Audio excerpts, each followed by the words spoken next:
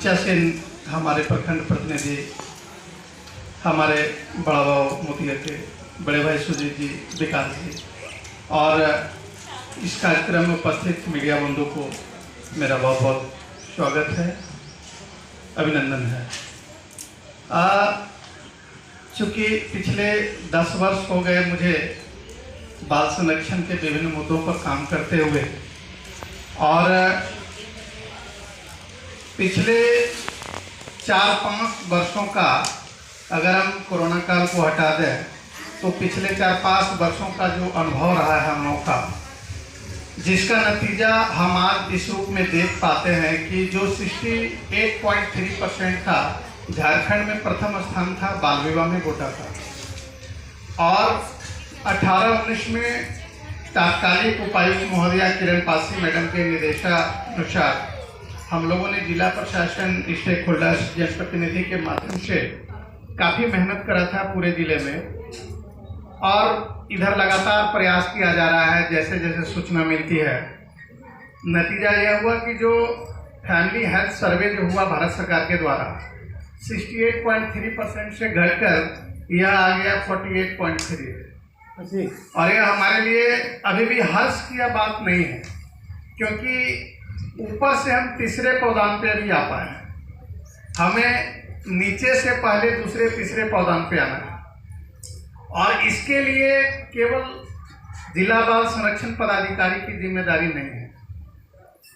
झारखंड सरकार के द्वारा नामित बाल विवाह प्रतिषेध पदाधिकारी प्रखंड के बीडीओ होते हैं, केवल उनकी ही जिम्मेदारी नहीं है।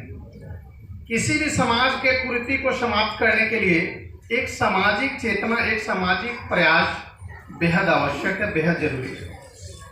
रितेश कुमार के पास या बीडीओ सर के पास या थाना प्रभारी के पास, हमारे पास ऐसा कोई अलाउद्दीन का छड़ी नहीं है कि हमने घुमा दिया खुल जा सिम और बंद हो जा सिम, क्योंकि हम जानते हैं कि सामाजिक कुरीति, सामाजिक सुधार एक क्रमागत प्रक्रिया है, और हम लगातार प्रयास से ही इसमें हम सुधार ला सकते हैं, और यह एक दिन में संभव नहीं है, और यह एक दिन में संभव नहीं है।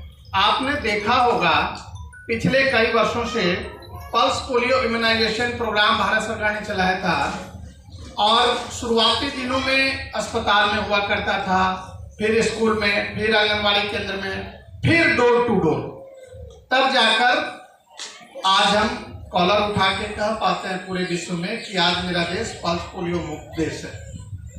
पिछले 30 से 40 वर्ष लग गए हमारे समाज को पल्स पोलियो मुक्त बनाने में। उसी तरह हम कई सामाजिक कुरीतियों से गुजरते हैं। डायन प्रथा भी एक विनाशक रूप में हमारे समाज में व्याप्त है। उसी कड़ी में बाल विवाह है। हमारा जिला बाल तस्करी से भी ग्रसित है, जिसमें महत्वपूर्ण 2 ब्लॉक है, सुंदर पहाड़ी और ग्वारीजोर। और मैं बताना चाहता हूं कि मैं कल ही आया हूं दिल्ली से वापस। गोड्डा की करीब 8 लड़कियां थी जो कहीं न कहीं विभिन्न मामलों से संदर्भित थी, और उस संदर्भ में स्क्वाड टीम गोड्डा से गई थी, जिसको लीड करके मैं गया था, और कल 8 बच्चियों को हम सकुशल वापस गोड्डा ला पाए। तो यह पिछले कई वर्षों से हम लोगों का प्रयास रहा है। कई बच्चियों का हम लोगों ने बाल विवाह से हो, बाल तस्करी से हो मुक्त कराया है, और वो अपना कुशल पूर्वक जीवन यापन कर रही हैं। और इसी कड़ी में कई ऐसे दलाल भी हैं जो बहला फुसलाकर बच्चियों को गोड्डा जिला से बड़े बड़े महानगरों में ले जाते हैं। कई ऐसे ब्रोकर्स भी जेल हैं। हम लोगों ने दिल्ली में भी पकड़वाया, दिल्ली के जेल में भी वो हवा खा रहे हैं। तो ये बहुत सारे मुद्दे हैं, और ये एक दिन में संभव नहीं है। इसके कई कारण भी हैं जो हम लोगों ने, हमारे पास जो कई केस हिस्ट्री है, जो प्रभावित एरिया है, खुद के फैमिली में अगर संथाल और पहाड़िया की बात की जाए तो उनके फैमिली में इमोशन फीलिंग्स नहीं होते। अगर उनकी पत्नी मर गई तो बिना देरी के दूसरा शादी कर लिए, अगर उसकी पत्नी मर गई तो बिना देरी के पत्नी दूसरा शादी कर ली, और उससे जो जन्मा, पहले पति पत्नी से जो जन्मा बच्चा है उस पर उनका सही तरीके से नियंत्रण नहीं होता, और उन्हीं के कई रिलेटिव्स, चाहे वो मामा, मेरा भाई हो, फुफेरा भाई हो, चचेरा भाई हो, चाचा हो, वैसी बच्चियों पे नजर रखते हैं। और उन्हीं को बड़े बड़े रंगीन सपने दिखाकर इतना पैसा मिलेगा, ये जीन्स, ये टॉप, ये घड़ी, ये एंड्रॉयड, ये मोबाइल, इतने पैसे मिलेंगे, बड़े बड़े सपने दिखाकर बड़े बड़े महानगरों में ले जाता था और बड़े बड़े घरों में, सेठ साहूकार में, कंपनी में रख दिया जाता है। उसका जीवन झाड़ू पोछा, बच्चे को खिलाने में, बर्तन बासन में लगा रहता है। तो ये कई सारे मामले हैं जो विगत कई वर्षों में हम लोगों ने रेस्क्यू करा के उनका पुनर्वासन किया है घर में। कई बच्चियाँ उनको कस्तूरबा विद्यालय में पढ़ाना, कई बच्चों को स्केल कराना। उसी कड़ी में चाइल्ड मैरिज से रिलेटेड जो भी मामले आए हैं, अगर इस सीजन की अगर हम बात करें, शशि जब मेरे पास आया तो इसके पास ये बहुत हतोत्साहित था। इसके पास बैनर छपवा, जब हमने सजेशन दिया इसको, हमने ही कहा था शशि को कि तुम जो है एक सुरजीत झा नाम के शख्स हैं, उनसे तुम जाकर मिलना, बहुत सपोर्ट मिलेगा।